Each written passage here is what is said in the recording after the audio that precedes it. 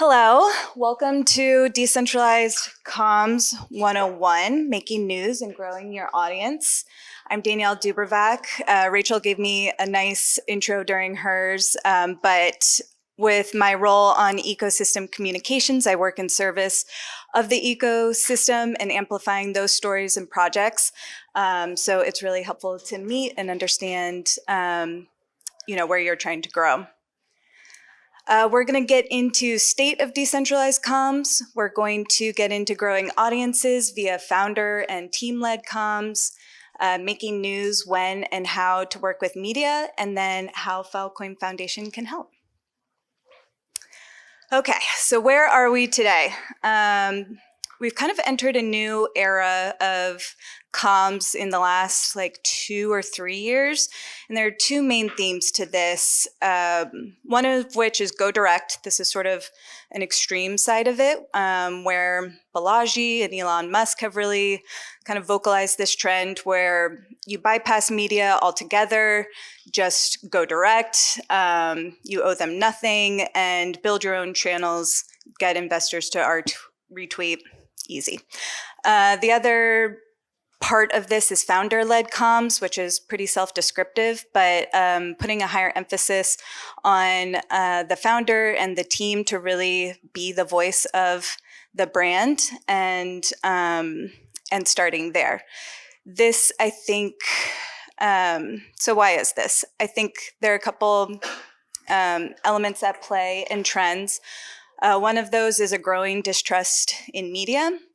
There are shrinking newsrooms. There are less people to write about your news. This idea of founder mode, we've kind of moved into this era of unapologetic leadership and people to people. This is less of a trend, but more of a principle where people connect with other people, not the brand or ideas. And that is a great way to build those connections to build your audience. There are a couple crypto ecosystems that take this to heart and do a good job of it. Near is one of them, who is here, and Ilya, their founder, has this tweet up here: as a founder, your job is marketing and sales first, which is really indicative of how he thinks about it. Another one is Solana. This has a wide bench of voices kind of within the Solana Foundation side, but also within their ecosystem. I think the CEO of Helios is a really good example of this. Here he is giving tips on founder-led marketing as well. And then Coinbase. I think you can immediately think of who that founder is, who Base's founder is, because they do a good job of this. Another trend indicative to this is their Coinbase CT lead job they just posted about a couple weeks ago. And they're hiring for a role for somebody to work on this exclusively, to build up their executive brand's Twitter presence. And that job has a salary of about $200,000 a year. So that's a large value behind that. This quote really encapsulates what I'm trying to say, so I'm going to read it. You may not be interested in the discourse, but it is interested in you. And if you bow out, you are forfeiting your license to build a movement and thus build a company. So to put simply, if you aren't out there, you are weakening your ability to build a powerful brand. Okay, so hopefully I've convinced you that you need to be taking a bigger role in evangelizing your brand and project, despite the challenges that go along with it, like the time commitment, the resources. But there are some simple ways you can get started with this. So I have a couple tips up here and takeaways. The number one is consistency, and I put that at number one for a reason, that you have to just get started. Eat your tweets, just get out there. This requires a mindset shift as a founder or a team. This is a part of your job, and so you should dedicate the time accordingly and get posting every day. Number two is content. AI can be helpful here in setting up prompts and themes, if that helps you, building in a framework to be able to start posting more. Maybe that's Monday is founder reflections. Tuesday is, about the product. Wednesday is about challenges you're facing. That will look different to everyone. Using personal stories. Again, people connect with people, and building in public and this idea that your ordinary is others' extraordinary. That's why people really connect with behind the scenes content. So I encourage you to share more of that as well.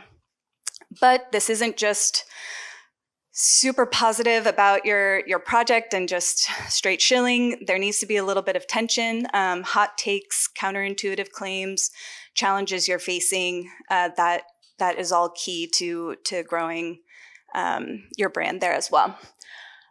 Community, asking your community of incentive-aligned people, VCs, ecosystem partners, Filecoin Foundation, friends, your mom.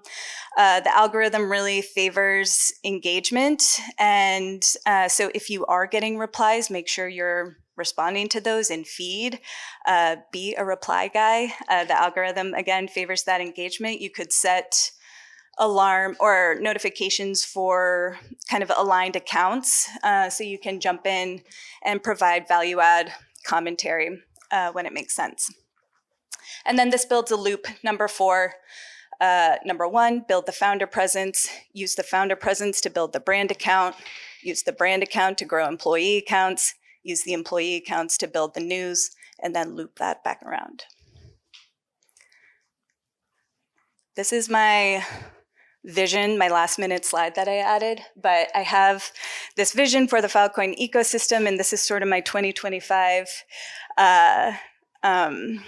goal, which is to build out the number of founders and teams and brands so we can all talk about Filecoin collectively. Having more voices and prominent voices is going to lift the tide on all the boats here. And I also am looking forward to talking to people this week who are interested in doing this. They don't know where to start. They don't feel like they have the time. I am there to support as well. Okay, so making news, when and how to work with media. This is a chart, how your brand grows over time. Notice it is not just up and to the right. There's a step function change that happens, and those increases are catalyst moments that you can leverage to build your audiences. So this looks like your launch, your fundraise announcement, partnerships, product launches, and earned media works here as well. So what is newsworthy? These are a couple principles to think about as you go about your day that would be interesting to media. Superlatives, think first, largest, smallest. Being able to back that up with data is important. Milestones, first, round numbers are nice here. First 1 million customers, first 10 clients. Anniversaries, is it the 5-year anniversary since launch? Things like that. Narratives, what overarching narratives can you tie to that are going on? Right now, DPIN, that was a nice one because Filecoin was DPIN before DPIN was DPIN. So AI has had AI agents. Think about things that are happening that you can tie to because that will be most interesting to media. Timeliness, make sure it is new. That's why it's called news. And this idea of newsjacking, are there things that you can tie to that's more of a phenomenon like the global CrowdStrike outage or something like that that you can jump in on and have something to say around. Prominence, name recognition, social proof, anything within your background, any names you can tie to will always do well here. And then conflict. Again, I mentioned this before, but good stories require conflict. So being able to add something that's counterintuitive or dissenting or talks about a problem you're solving, those are all important things to consider when media is writing a story. Okay, so how to work with media. Do the research to develop target journalists that you want to talk to. When you are getting to know your targets, my number one piece of advice here is to follow them on X. Get to know what they're writing about, what they're tweeting about. Oftentimes, it can be a goldmine of asking directly for sources or story ideas. Rachel Wolfson does from cryptonews.com does this a lot. So you can quickly jump in their replies. And there's an example of one time I did that, and that turned into a feature story. So there can be a lot of low-hanging fruit on X just from following them. Subscribe to your newsletters, and then just be helpful where you can. That will help build a relationship. So when you do have a pitch about your company, they'll be a little more receptive there. I'll cover two different types of pitch types. Number one is embargo, which is pretty common in crypto. Being able to reach out to a number of different reporters with your news that will go live at a specific date and time. One word of caution here is that, and this happens a lot, is people will send their news to the media without getting the embargo agreement. So make sure you're not just sending it to them, because if they haven't agreed, then nothing is stopping them from just posting it. So keep that in mind. Exclusives, reaching out to one reporter, offering them the news, and then exclusively so they can go with it. Sometimes people don't do this because you think you're blocking yourself off from other coverage, but this is a great way to build relationships, have more of a say to help shape the narrative, and I wouldn't discount it as a tactic. Again, that personal outreach, don't feel like you need to have a comms team to be able to do this. Reporters want to hear from founders directly. And so even if you do have a comms team, setting them up to set up the outreach for you, if that's what you want to do, that will go a long way too. What to avoid? Corporate jargon or super fluffy language, they'll see right through that. Novel length pitches, keep it super concise. Again, shrinking newsrooms, they don't have a lot of time, so keep it really short and to the sweet and to the point. And don't spray and pray, reaching out with the same message to a bunch of people that's not targeted. They will, again, when you do have a story that is relevant to them, they will disregard that because you didn't take the time to target it before. I wanted to leave this point around repetition drives messages. This is a great reminder. This chart is a projected forgetting curve. And so it shows that in order to land those messages, you need to be following up with it again at 2, 7, 30, and 60 days. The algorithm is showing your content to way less people than you think it is. So don't be afraid, again, to repeat those messages so that they stick with your audiences. How do you know which message is landing? I think that's where you set in metrics and see what's responding, what's getting engagement, what's getting impressions. And a lot of times I mean this in the sense of like, if you have a product launch or a partnership or that sort of news moment is repeating that and not assuming people are seeing it the first time. It feels like you talk about it all day long and surely everybody saw that and you're bothering them by sharing this one more time, but it's actually not happening as much as you think it is. So how FF can help. There's a little QR code here. We have a comms toolkit where there's an intake form. And so I know a couple in this room use it and we love that. We have a Filecoin ecosystem explorer. It's a map of the ecosystem.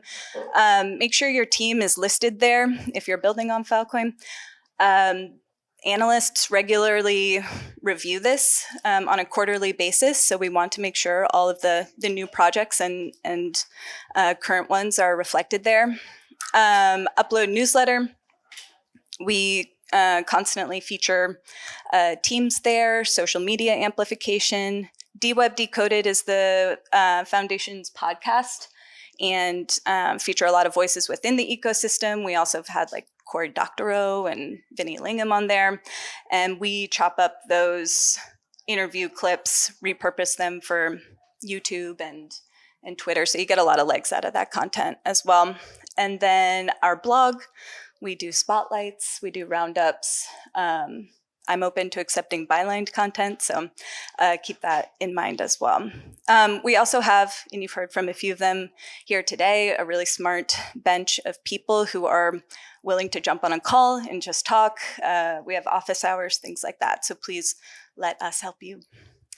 As I wrap up, and I'll open it up to a few questions, my overall point again is that we're really seeing a trend from that is prioritizing founder voices being at the forefront of those brands. People are connecting with that to be able to connect with other people. And I encourage you to really use that, both teams and employees, to start posting more so we can grow the narratives within the ecosystem. Thank you.